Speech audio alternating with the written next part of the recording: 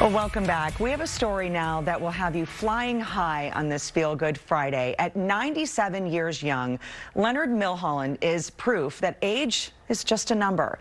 After serving as an Army Air Corp member in World War II, he discovered a passion for aircrafts and flying that he continues to pursue to this day. I'm Leonard Milholland, and I'm the owner of the title Legal Airplane and the better half VW. I built about 14 airplanes, but my mother said I was 3 years old. I had an airplane buzzing around. I've been doing this now for 22 years, selling plans to my airplanes for 22 years. And there's hundreds of sets of plans out there people are building, and I get a lot of exposure on YouTube and Facebook, things like that.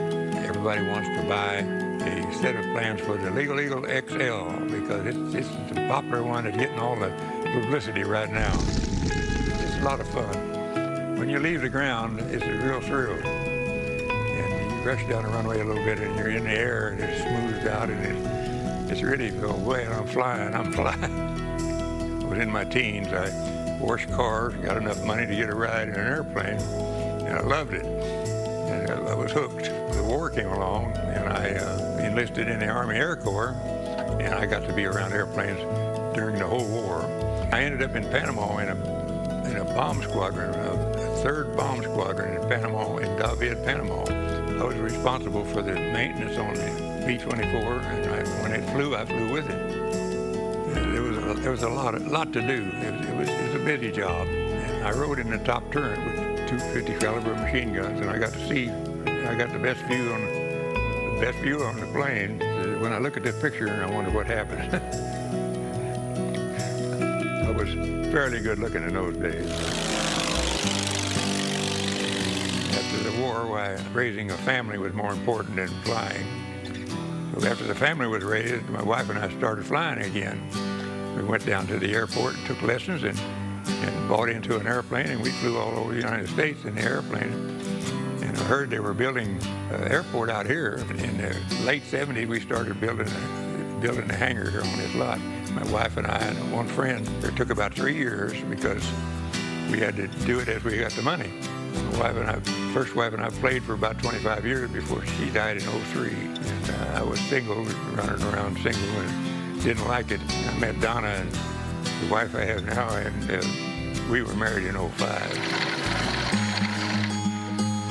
Thank you for coming. I met Leonard at the gym at Mary Jo Peckham Park Gym in Katy about a little over 3 years ago. I started going there. He's always there, Monday, Wednesday, and Fridays. He always shows up, and he's always doing all his exercises and making all of us look bad. I thought I was working out with a guy who was a retired vet from like Vietnam War. He came in, I assumed he was about 70, and I asked him, I said, I see you've got like a retired Navy cap on. And he said, no, what? He says, no, that's a World War II vet cap. So I realized I was working out with somebody pretty special. He's a total inspiration to me, the way he just communicates with people. He tells jokes. This is my don't get a ticket cap.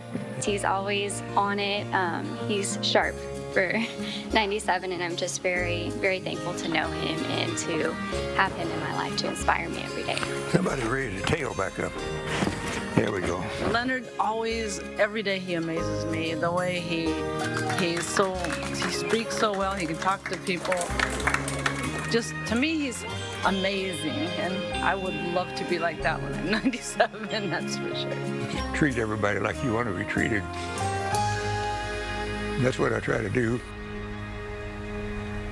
What an incredible man. Right? It's hard to believe. You look at him and think 97, boy, that's just a number. What an incredible life, and continues to lead a beautiful life surrounded by so many wonderful people. Well, and what a powerful message, too, that even after his first wife passed away, that didn't slow him down. He was able to continue living, which is exactly what she would have wanted. Oh, it's so wonderful. We do have the full story and a link to connect with Leonard on our website, HoustonLife.tv.